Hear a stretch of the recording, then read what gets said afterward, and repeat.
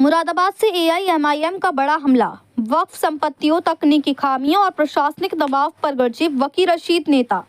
उत्तर प्रदेश के जनपद मुरादाबाद में आज एआईएमआईएम ने वक्फ संपत्तियों को लेकर जिला प्रशासन पर सीधा निशाना साध दिया है और डीएम साहब को सौंपे गए ज्ञापन में पूरे सिस्टम की कमियां और दबाव दोनों को बेनकाब कर दिया है।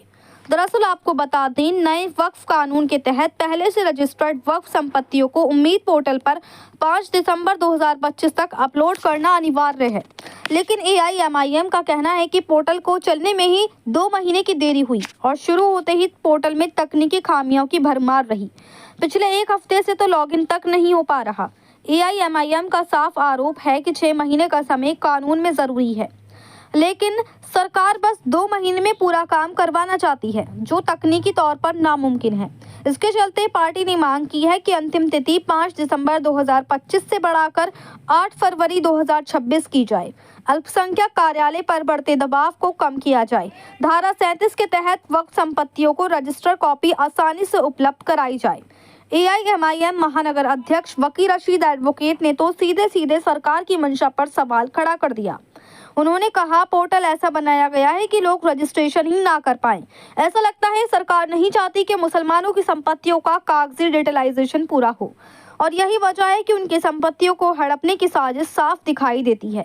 दरगाह विवाद पर भी एआईएमआईएम का हमला। एआईएमआईएम ने लाजपत नगर स्थित पहलवान साहब की दरगाह को लेकर चिंताजनक बात उठाई। पार्टी का आरोप है कि कुछ उपद्रवी लोग शहर के माहौल को खराब करने की कोशिश में लगे हैं। ऐसे लोगों पर कड़ी कानूनी कार्रवाई होनी चाहिए। वहीं बीएलओ अधिकारी सर्वेश सिंह की मौत पर एआईएमआईएम ने प्रशासन पर गंभीर सवाल खड़े कर दिए।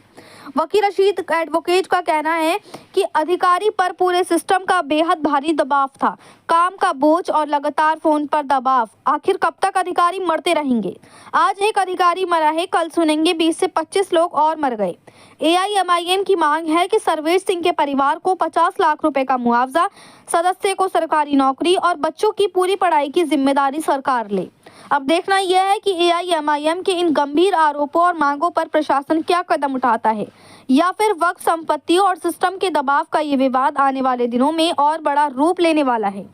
यह तो आने वाला वक्त ही बताएगा। मुरादाबाद से परवेज अंसारी की रिपोर्ट। पोर्टल पे जो वक्फ संपत्ति रजिस्ट्रेशन किया है उसमें 5 तारीख की डेट दे रखी है, अब उसमें रजिस्ट्रेशन हो ही नहीं है। तो हमारी मांग है कि ये रजिस्ट्रेशन के लिए डेट बढ़ाई जाए और जितने भी रजिस्ट्रेशन है उनको क्योंकि ये पोर्टल जो है काम ही नहीं कर रहा, काम ही नहीं कर रहा, वो हैक भी हो रहा है, भी आ रहा है। कम 2 महीने बढ़ाए गए।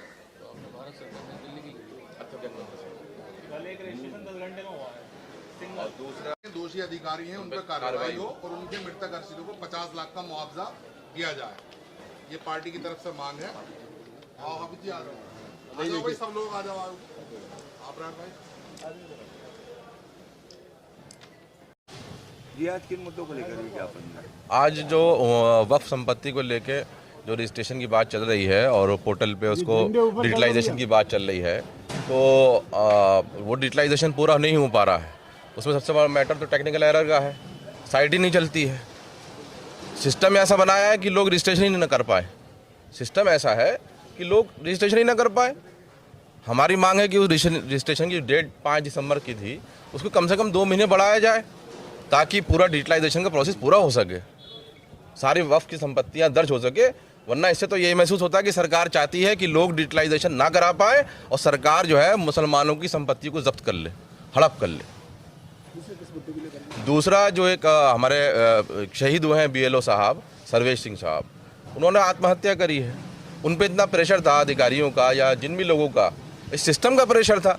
तो इस सिस्टम में जो लोग दोषी हैं उन पर कोई कार्रवाई होगी नहीं होगी। लोग अपनी जानों से जाते चले जाएंगे, लोग अपनी जान देते चले जाएंगे और किसी भी कोई कान पे सरकार की जूं नहीं रेंग रही। तो ये तो सिस्टम का फेलियर है, जिन लोगों की वजह से उनकी आत्महत्या हुई है।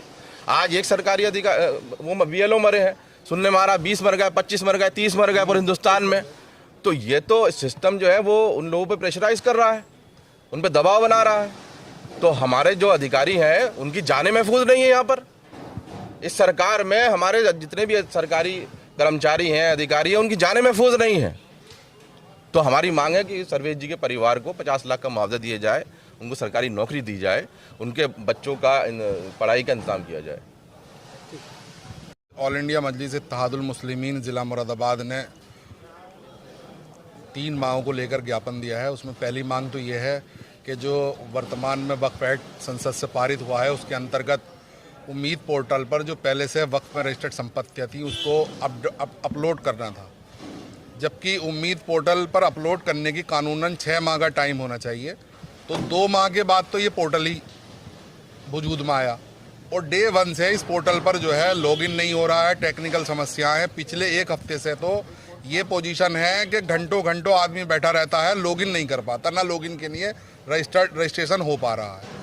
तो वो जो संपत्तियां हैं, जो औकाफ हैं, जो जायदादें हैं वक्त की, वो किस तरीके से होंगी जब वो चीज़ ही काम ना कर रही।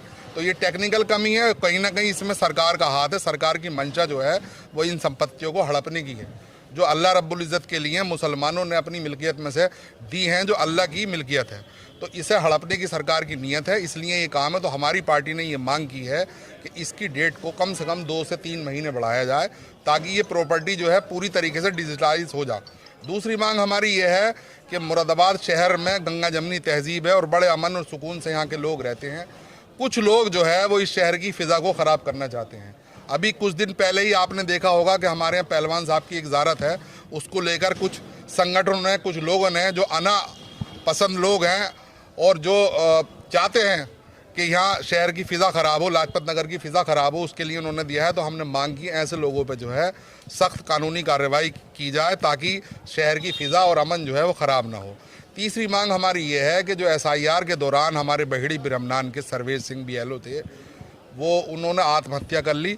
तो जो आत्महत्या के लिए जो सिस्टम जिम्मेदार है, जो अधिकारी जिम्मेदार हैं, उन पर कानूनी कार्रवाई हो, उन पर हत्या का मुकदमा दर्ज हो और सर्वेश सिंह के परिवार को 50 लाख रुपए का जो है उन्हें मुआवजा दिया जाए, क्योंकि उनकी बेटी जो हैं, 4 बेटियां हैं, उनकी बेटियों की शिक्षा का, अच्छी शिक्षा का व्यवस्था हो। यही हमारी मांग है, इसलिए आज हम जो है ज्ञापन दिया है।